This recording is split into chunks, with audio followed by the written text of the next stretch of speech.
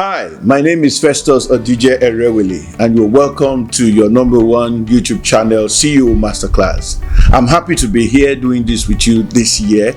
I like to believe that you've had real impact all through the last episodes that we treated the late part of last year. Today, we'll be looking at raising money for your business. Most of the times I go to business seminars, people come around asking me, I have this idea, I have something that I want to do, but I don't know how to get money. Ladies and gentlemen, there are three major sources that you need to know on how to raise money for your business. And the number one of it is savings. There's nothing you can do in life without savings, especially if you're an income earner. In an economy that is so traumatized like ours, people will always ask, how do I save when I don't even have enough to eat? Warren Buffett will say, do not spend after you have left with nothing. No, save first. After you have saved, then you can begin to spend. Savings is consumption deferred or income not spent. And so what I always tell people is that if you can save from the little that you have, you will find out that at the end, there is something still left to spend. Savings will be the only thing that banks will look at to consider your equity, because you can't even go borrowing money when you do not show the capacity or the competence that you have this money that belongs to you. So save from everything that you earn. Save money because you need to save to be saved. Number two is assets that are not yielding money to you. They are liabilities. I have seen people who are so emotionally and sentimentally attached to some kind of assets, and I wonder why they keep the assets and they are still looking for money. I'll tell you a short story and a quick one.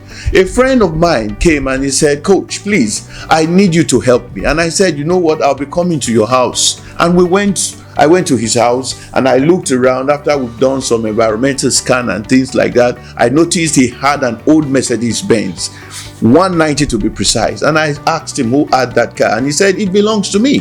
And how long had that car been parked there? For over 3 years. This is an asset that was gradually depreciating, and he still called it the only car the family had. And this is a man who was looking for money. And I told him, but there's so much money left here with you and you are not using it. And he said, but that's the only asset we have. I said, this is no longer an asset. You just need to sell it. OLX it immediately. And he agreed with me. After several convictions and other things, we sold the car. And after he sold the car, it became part of his equity, put it in the business that we had agreed that he was going to do.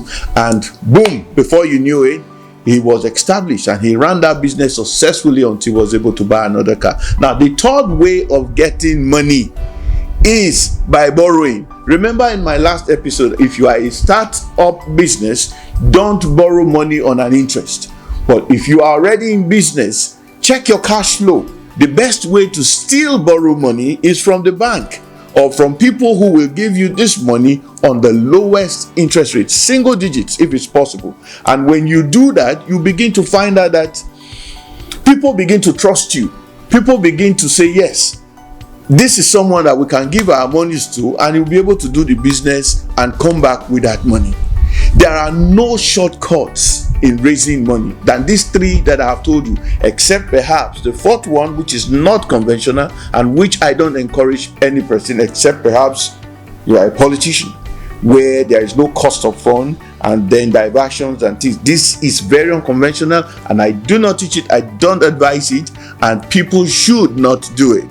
And so the three sources I have told you are: one, savings; the second one is selling assets that are not yielding anything, and the third one is borrowing. I'd like to see you in the next episode. Just keep this channel on, subscribe as much as you can, share to the friends who want knowledge. I remain Festus Odije Erewele. See you in our next episode.